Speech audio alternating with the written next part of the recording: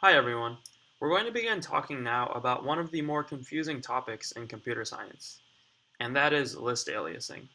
Now before we talk about list aliasing in Python, let's talk about aliasing in general. Now what it means for something to alias something else is that it's basically a different name for the same thing. For example, let's say that we have someone named Rohan, except his friends has a different nickname for him, just Ro. Now, Rohan and Ro both alias to the same person, as in they are both names which are different but reference the same thing. So let's look at this first example. Now, in order to understand these examples better, you actually want to use the visualize button, because what it will do, as we'll see, is do this nice little interface which will run our code step by step and show us exactly where aliasing is happening. Now notice here, so first we make the list A, and then later on we say B is equal to A. Now if we run our code step by step, first we make the list A, then we say B is equal to A. So first of all, notice how A is actually pointing to a list. It is not that A is the list itself, but there is an arrow from A to the list.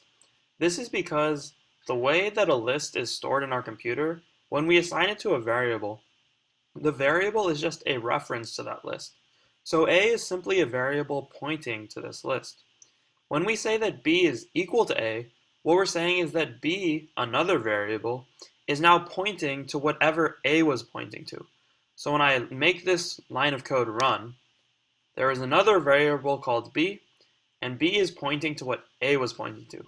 Notice that B is not pointing to a completely new list containing 2, 3, 5, 7. In fact, it's pointing to the exact same list that A is pointing to. Now next, on line 11, we say that A of 0 is equal to 42. Now, what that's going to do is go to whatever list A is pointing to and change the 0th element to 42. Now, notice that when we change the 0th element of A to 42, if we wanted to see what B of 0 is, it would also be 42. Next, on line 12, we say that B of 1 is equal to 99. Now once again, as in line 11, we're going to change whatever B is pointing to, which also happens to be what A is pointing to. So now, both A and B point to a list which was modified both when we modified A and when we modified B.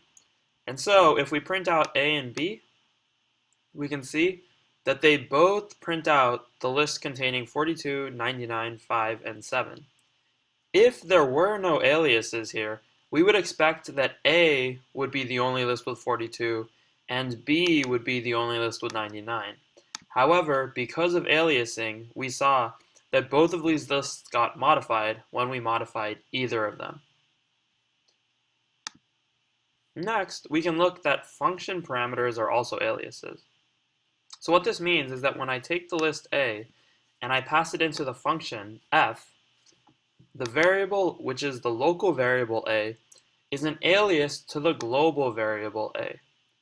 So another way that I can think about this is that I can put a B in here, and when I pass in A to F, this B is an alias to A. So let's actually look at this in the visualizer. So first I have this function f. Then I make my variable A. Notice that A is in the global frame. When I call f of A, I make a new variable A. This is the local A. Notice that this A is in the frame, the scope of the function f. But however, look at that. The variable A, which is local, points to the same exact list that the global list points to. Thus, it's an alias. And so, when on line 5, I do A of 0 equals 42, the local A is modified. However, the global A is also modified. And thus, when we print out the global A, even though we modified the local A, the global A now has a 42 in the 0th element. And thus, we get this answer. Finally, we'll do one last example.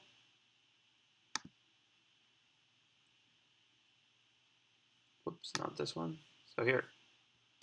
So this one, once again, further shows us that aliasing is a thing.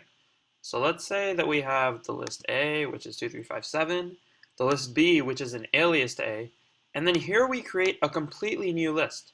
Now notice that this list has the same elements as A, however, it's not equal to A.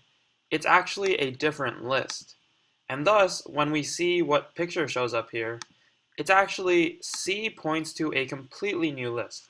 Now this is critical, that the arrows are pointing to a list which is equal. However, it's not the same exact list.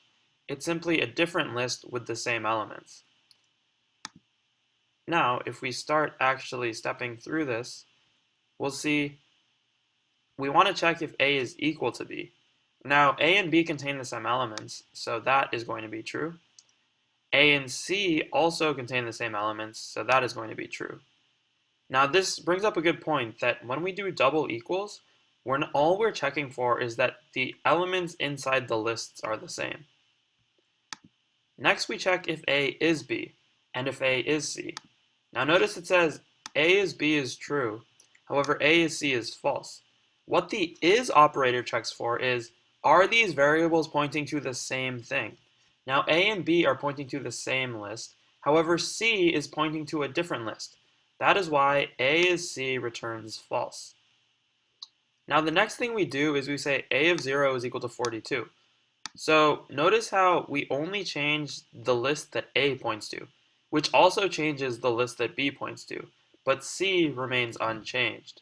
So once again, if we print out A, B, and C, A is going to be the list with 42, B also will be the list with 42, but C remains unchanged.